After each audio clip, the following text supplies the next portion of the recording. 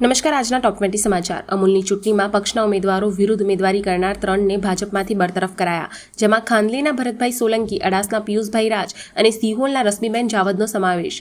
કરમસદમાંથી પકડાયેલા 62 લાખ ઉપરાંતના ડ્રગ્સ કેસમાં વડોદરાની ઝરીના ઇબ્રાહીમ પટેલની ધરપકડ. આણંદના 6 સપ્ટેમ્બરે નીકળશે ગણેશ પ્રતિમા વિસર્જન યાત્રા. આઝાદ મેદાનથી શોભાયાત્રા પ્રસ્થાન કરીને નગરમાં પરિભ્રમણ કરી લોટેશ્વર તળાવ પહોંચશે. દિલ્હીમાં યમુના ભયજનક સપાટીથી 2 મીટર ઉપર એરપોર્ટ ઉપર 340થી વધુ ફ્લાઇટ મોડી પડી.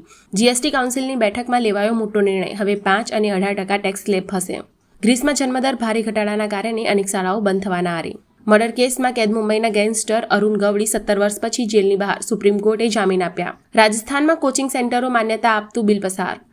સરદાર સરોવર ડેમ સંપૂર્ણ ભરાવામાં આશરે 3.3 મીટર જ બાકી. 10 દરવાજા ખોલાયા. ધોરણ 9 થી 12ના દરેક વિષયમાં સત્ર દીઠ 25 ગુણની એકમ કસોટી ફરજિયાત. જળવાયુ પરિવર્તનના લીધે પૂર્વોત્તર ભારતમાં ઝેરી સાપનો ખતરો 100% વધ્યો. દેવભૂમિ દ્વારકા અને જામનગરમાં સૌથી વધુ જોખમ. દેશમાં નવો ઇમિગ્રેશન કાયદો. હોસ્પિટલો, કોલેજોએ વિદેશીની સંપૂર્ણ વિગતો આપવી પડશે. ગ્રામીણ વિસ્તારોમાં ઘર વિહોણા કુટુંબોને મફત પ્લોટ ફાળવવા ગામતળ નીમ કરવા પંચાયત વિભાગનો આદેશ. રશિયાએ યુક્રેન ઉપર હુમલા વધાર્યા. 500 ડ્રોન અને મિસાઇલનો પણ છોડી. ઇન્દોરની માય હોસ્પિટલમાં ઉંદર કરડી જવાથી 2 નવજાત શિશુઓના મૃત્યુ. નર્સ અને નર્સિંગ અધિક્ષકને સસ્પેન્ડ કરાયા.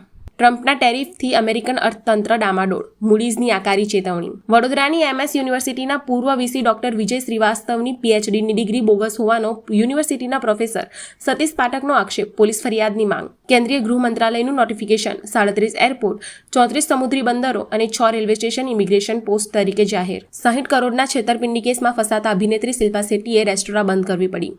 ડિસેમ્બર 2024 સુધીમાં ભારતમાં પ્રવેશ લેનાર પાકિસ્તાન, બાંગ્લાદેશ અને અફઘાનિસ્તાનના લઘુમતીઓને દેશમાં રહેવાની છૂટ.